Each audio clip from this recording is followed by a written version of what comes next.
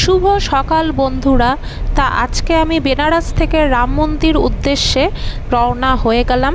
যারা যারা বেনারসের আগের ভিডিওগুলো দেখোনি তারা কিন্তু তাদেরকে আমি বলে দিচ্ছি, আমার ইউটিউব চ্যানেল আর আমার ফেসবুকে এই দুটোই ভিডিও দেয়া রয়েছে, তোমরা দেখে নিতে পারো আমি বেনারস কিভাবে এসলাম। আর যারা দেখে নিয়েছো তাদের আর কিছু বলার নেই, আর যারা দেখোনি তাদেরকে আমি বললাম যে আমার ভিডিওতে দেয়া রয়েছে দুখানা, বেনারস আসা থেকে বেনারস কীরকমভাবে ঘুরলাম সে সমস্ত কিছু।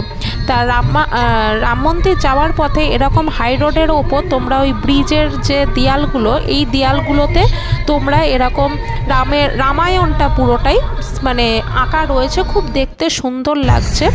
আর হাই রোডটা অনেকটা চওড়া, অনেকটা বড়, আর সেখানে যে কটা ধাবা পড়বে সে কটা সবকটাই নিরামিষ, ওইখানে কোনো আঁশের কোনো ব্যাপার নেই। আর বেনারস থেকে রাম মন্দিরের দূরত্ব হচ্ছে 260 কিলোমিটার।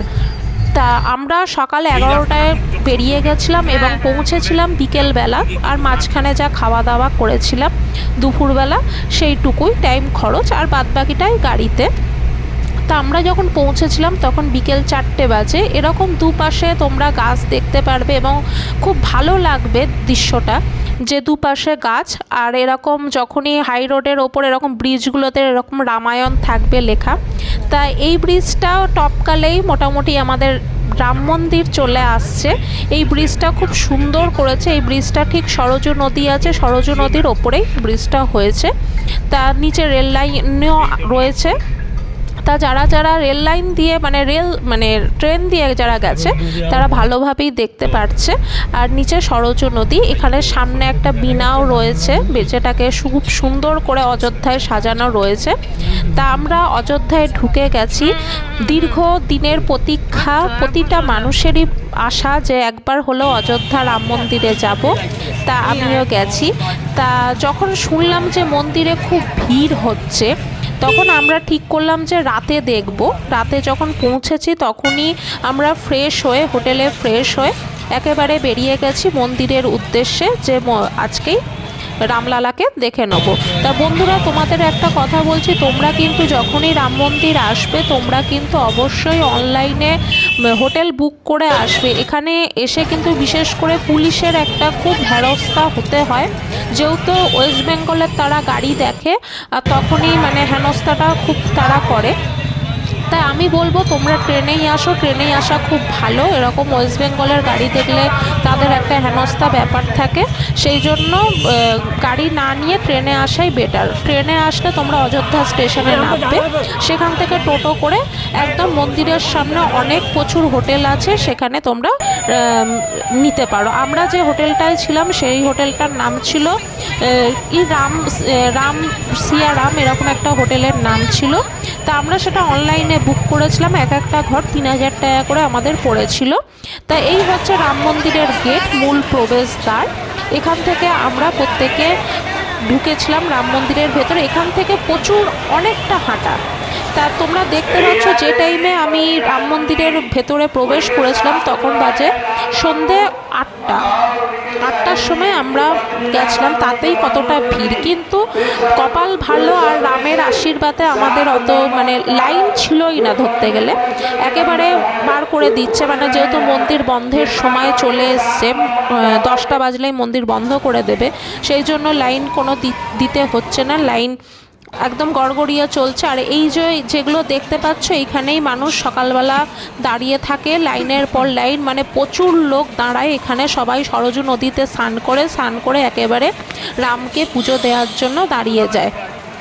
তা এই মাইকেই বলে যে কিভাবে যাবে, হ্যাঁ সব কিছুই এখানে বলে দেয়। এই যে প্রচুর রেলিং দেখতে পাচ্ছ, এবং রেলিংয়ের পাশে বসার একরকম জায়গাও করে দিয়েছে, যে যারা বয়স্ক মানুষ, যারা একেবারে হাঁটতে পারে না, হয়তো হাঁটতে পারে একটু করে হাঁটে, তারা এরকম বসে যাবে, সেরকম রেলিংয়ের পাশে বসার জায়গাও তারা করে দিয়েছে, যাতে মানুষের কোনো অসুবিধা না হয়। এইটুকু বলবো যে খুব সুন্দর ব্যবস্থা করেছে মন্দিরের, খুব সুন্দর ব্যবস্থা। এটা হচ্ছে চেকিং, যেখানে আমরা ব্যাগ ট্যাগ চেকিং করেছিল, সে তো তোমরা দক্ষিণেশ্বরেও দেখো, সে সব জায়গায় মন্দিরের চেকিং ব্যাপারটা রয়েছে, এইখানে চেকিং হয়েছিল।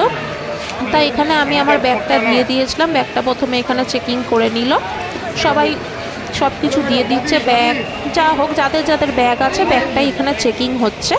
আর ভেতরে হচ্ছে মহিলা আলাদা পুরুষ আলাদা এরকমভাবে চেকিং হচ্ছে, যে মহিলাদেরটা মহিলা চেকিং হচ্ছে, পুরুষেরটা পুরুষ চেকিং হচ্ছে। তারপরে রয়েছে আমাদের জুতো জমার প্রচুর জায়গা রয়েছে এবং সেখানে সব কিছুই মানে কোনো টাকা পয়সা লাগছে না। ওরকম যেরকম এখানে দুধের যে র্যাকগুলো হয় এই র্যাকের মধ্যে এক একটা নাম্বার রয়েছে, এরকম নাম্বারে ওরা দিয়ে দিচ্ছে এবং এক একটা র্যাক দিয়ে দিচ্ছে। আমরা আমাদের জুতোগুলো রেখে দিলাম এবং ওই র্যাকের নাম্বার অনুসারে আমাদেরকেও নাম্বার দিয়ে দিয়েছিল, আমরাও নাম্বারটা রেখে দিয়েছিলাম। তো এখানে প্রচুর সারি সারি প্রচুর র্যাক রয়েছে, মানে শুধু অল্প বলে না, প্রচুর অনেক র্যাক রয়েছে এবং তার পাশে এক একটা করে কল রয়েছে, যে জুতোয় হাত দিয়ে হাত ধোয়ার জন্য সেই কলও রয়েছে, এই যে কল, এবং তার সাথেও রয়েছে যে পানীয় মানে জল খাওয়ার জন্য সেই জল খাওয়ারও কল রয়েছে।